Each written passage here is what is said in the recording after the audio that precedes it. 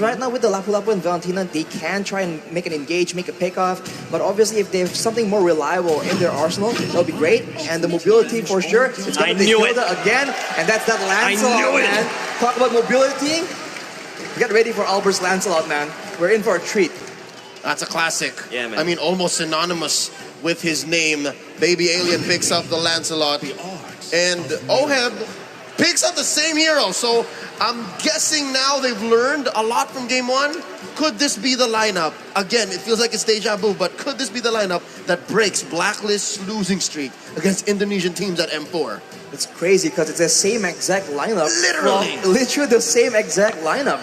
I guess they did find moments of success, and they probably feel like it's all down to execution, right? Both teams were flexing their quote-unquote mechanical skill. So I think Blacklist is thinking that, okay, this time we won't make that mistake. We'll be more prepared. We've seen it once, right? And they'll try and match it again. But of course, as Jace has been talking about, the drafting phase is so important right now. I don't think they can really afford to just go with the same draft again. I feel like Blacklist International is just putting out a statement there. There's nothing wrong with what I'm doing. It's about the bans, banning away the Fanny, banning away the Ling, banning away Joy. That's something that they did going into game number 2. That's a little bit of flexibility right there. But the Lancelot game though. Oh yeah. We're going to be throwing over to our Bahasa counterparts as we march into the land of dawn. But for you guys watching at home, welcome. This is game 2 of Blacklist International versus Rrq Hoshi. Look at this mirror start here. Baby Alien, Albert starting here as well. Why? So again, we can expect the early game to be very similar. I think so. Both teams will just be trying to get their mid lane shoved in, get the jungle to start rolling, and now Lancelot against a Fredrin, right? Lancelot is very strong, a lot of output potential, but nowhere as oppressive as a Fanny in the early game, nowhere as much mobility. So maybe Blacklist can get a bit like a foot in the door right now to ensure that in the mid game they can actually get more success. Well, my Venus already using the Aegis right off the bat, but I think it should be just in time for the turtle fight, right? But it's going to be a Blacklist International, right? Moving towards the gold side of the map. You want to make sure that Scarlet doesn't get the farm, make sure that Oheb gets enough pushing power. Oh, the flicker from Haji there, so that's off timing, at least for this first turtle. But then again, if game 1 is any indication, they're going to take their time with this turtle. I'm expecting at least maybe a purple delay play from Albert, and again, Wise is also taking his time, so we'll see if that timing falls into place. 30 seconds until this first turtle spawns. That 1v1 between the Glue and the Lapu-Lapu, we've seen it so much here at M4 so far.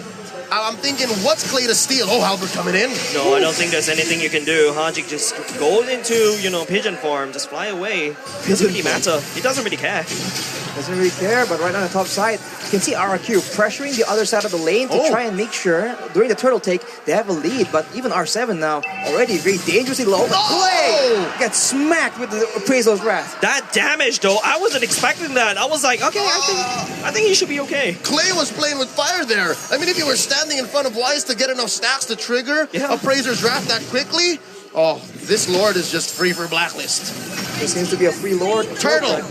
Oh, turtle. We're jumping the guns right here, ladies and gents. Exactly. Deja vu. That's what it does, right? Deja vu. We're ready for that late game already. But fortunately for both teams, the jungle has been relatively safe. But I have the feeling at level 6 or 7, that is about to change. Both teams understand that in the mid game, they have their own relative weapons in this fight, right? Blacklist has sustain and Rrq has burst damage. So we'll have to see how the execution plays in. As Edward actually disrupts Albert yet again. Haji going in for the airstrike, gets cancelled by Bin for now. It's going to be Bin that got stuck on 3 people, but Bin will not be able to survive for now. It's going to be Clay leaning up towards, I'm not sure what he's going to do, but at the same time there's a fight happening out and actually using the Fender execution to giant on away, but Edward will be able to follow him. 2v1 here, Agent Zero walks away with impunity. No punish from Rrq Hoshi. Blacklist already 1,000 gold ahead here, 3 minutes in. A lot of outer church shields here taken out, so that means gold for Oheb up top. 3v3. Who's going to engage first? Oh, both are skittish to do it.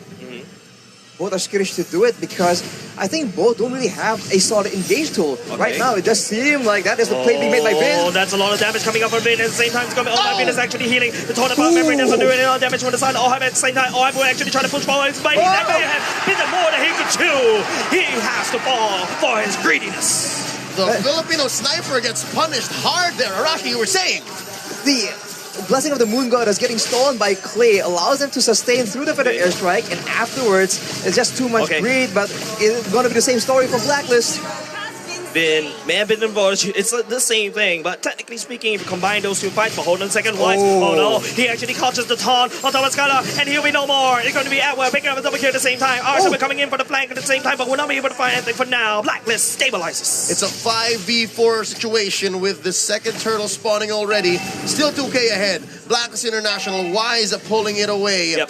Arashi, is this going to be a problem? Because I'm looking at Rrq's lineup just now. I just noticed it's only Clay who's dealing magic damage. I mean, Vladimir has a lot of magic damage, but on the note of damage, that is R7 getting taken out as well.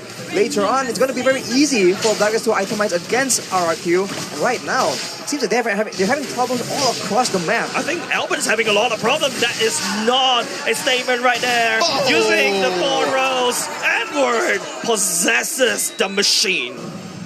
This is just a tough situation for Rrq. Everyone on the side of Blacklist are just too tanky, and they're abusing it right now. They're standing in front of towers, but look at R7 going in alone. Going alone is indeed the damage reduction coming in, but here comes the wall for the say as well. But Oh My Bean is actually healing. Haji is actually letting a fire on top of the drop of Rrq. It's up to Skyler trying to clean up. Fire coming in with the hunt, and will be able to pick up the double kill at the same time. Now Oh My Venus has to run away. They're trading 2 bodies for a push down bottom, and the Queen stands alone. Arashi, tell me what is this going to do for the economy for Blacklist? Are they going to maintain this lead, or was that going to bite them in the behind later on? That seems like a bad decision. They have still quite a big lead. They're able to get the tower in the bottom side as well. But of course, if they keep trading kills like this, eventually the team with the better late game is going to win. And I can't help but feel that with a carry on your team, right, it's going to be very scary trying to deal with him in the late game. Of course, Haji on the far side can just zone away Skylar in these big fights, but we've seen how chaotic the fights can get. So Blacklist needs to be very careful and make sure that they don't let Rrq get anything back. Yeah, man, Rrq are doing what they can because this is Lancelot's debut. Vin, obliges. Oh, the big buzz, not enough. And unfortunately, we're going to all have will be the one that takes them in. Trading for the Roman for now. Rrq. It's going to be actually Clay that trying to heal up Skylar, but Edward's coming for the flank. He's looking for the food, and he's going to go into a split. But Oheb snipes him down. 2 for 1. Oh My Venus falls. I'd say with Turtle 10 seconds away, you have Clay out of the picture here. Blacklist has an advantage. It's a huge advantage, and now Albert, he might try and go for a flashy play. Is it worth it though? There's so much burst damage in the hands of Blacklist. It's going to be very risky for him to even try anything. He might just be forced to let it go, but Edward will not let him go. Something to note as well, in the roughly 7 minutes that this game has elapsed, Rrq Hoshi have not pushed a major objective yet. A lot of damage coming from the Edward. He's just really trying to reach his first skill at the same time. Wise taunts going in. Albert was not able to find any form of entry, but Vin may be the one to be able to do that. But at the same time, it's going to all have actually take down the top side as well. Edward just really trying to go time. He goes into space as well, but runs into Edward as well. But Haji, he's flying over, but not in just in time. The turtle will still get secured by Blacklist, but that's not enough. R7 looking for the engage. Wise is going to be a slow little collapse coming out of Blacklist International. Haji, better airstrike going in. Oheb snipes down Clay, and they're trying to push mid lane. Maximum range, torn apart memory there from Oheb, popping Clay wide open. They're gonna convert into. Is that a? That's. Yep, that's a steal. Purple. He stole it. Purple stolen by Wise, and of course, we saw earlier the turtle was stolen as well. This is a disaster coming in for Rrq. This is to just losing their way. They have no idea what to do, and Blacklist are just getting stronger and stronger. And with the range available, torn apart memory and feathered airstrike, Rrq, they're in a difficult spot right here. This is literally Blacklist telling me, hey, I'm not the problem, you're the problem. I'm banning away your fanny, I'm banning away your leg. My composition is solid. This is that statement. Yeah, no, they've converted these Ube engages into map presence, into siege balls for Haji and Oheb. Again, the Brody has to clear waves the old natural way, right? But with Oheb, again, as you say, Ooga Booga, I wreck turrets. That's what they've been doing here, which resulted in a 6K gold lead 8 minutes in. That's the macro play we've been talking about. Rrq, they don't only lose the objective, they lose members taken out by Blacklist, and they lose the tower on top side as well. And Blacklist are trying to push the tempo here, trying to make sure that the jungle is not safe. The pincer in, going in for the backline at the same time. Oh, he's actually trying to peel, but here comes the heal coming up from Clay. And also, oh my goodness as well. It's going to be Haji. The flicker right in the bad spikes. The Fed actually will be able to take down one member on the side of Rrq. It's going to be wise to take down Clay at the same time. It's an unfair trade in the favor of Blacklist International. 2 for none, and boy oh boy, they have eyes on this mid lane tier 2. Lord, level 1, 10 seconds away from spawning. I must say, I love Clay, right? But I love him more when he's playing heroes with massive range. He made the Farsa work earlier. He had the range advantage. He knows when to hook. But with the Valentina, you have to be in your opponent's faces. And if you're facing off against Blacks International with 7k ahead, it's not an ideal situation. If you're a squishy character right now, no, the fight. Ooh. Oh, the fight ensues as well. Vin managed to catch Haji for now. It's going to be, oh my goodness, to take out R7 at the same time. The damage coming up on OM. The sword, the bomb, memory coming out. We'll be able to input Vin into a body bag. Arashi, you were saying if you're squishy, this is what happens right here. Exactly. Burst damage coming in from all directions. Even Edward can delete you if you're too careless. And if you're not Clay and Skylar and Albert, they are all squishy and they are powerless to try and stop Blacklist from taking these objectives. Did you see just why soloing that Lord on his own? I did. I mean, it was off cam. It was on a small little screen, but yeah, I did. Yep. The world did.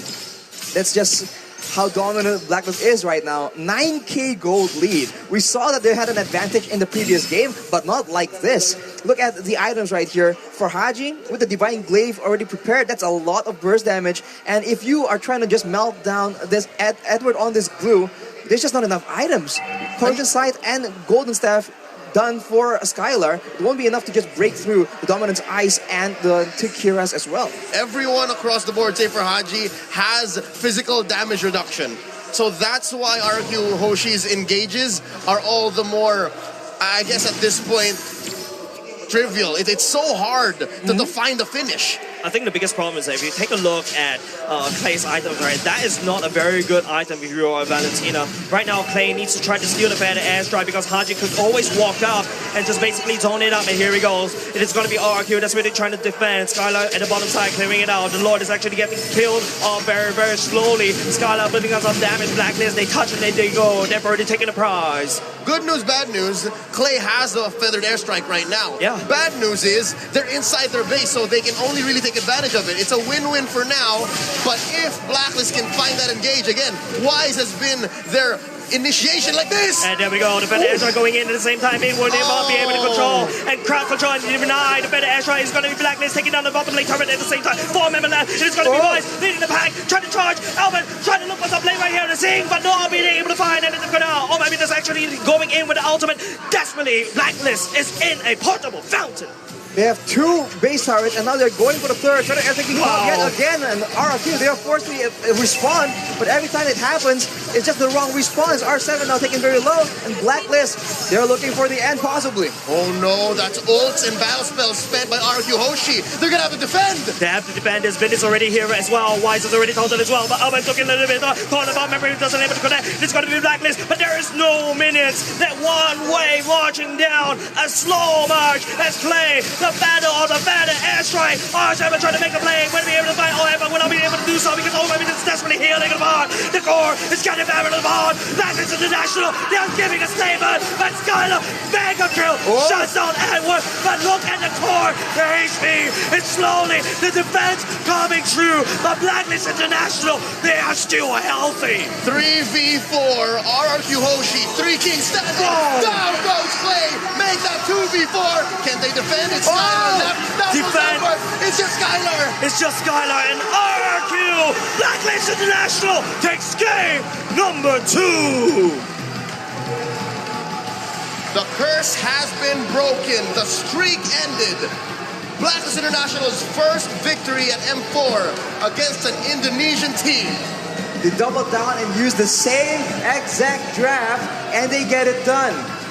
As you mentioned, Leo, just the bands have so much impact right here, and they have shown it. Rrq, they try and do the same thing, but they do not have the same tools. So they are expecting the same kind of result, but they are in for a rude awakening.